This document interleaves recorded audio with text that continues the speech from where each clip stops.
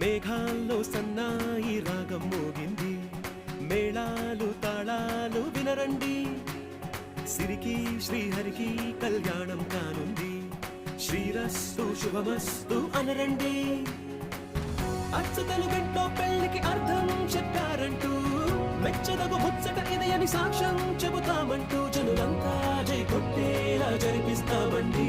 అందాల కుందనపు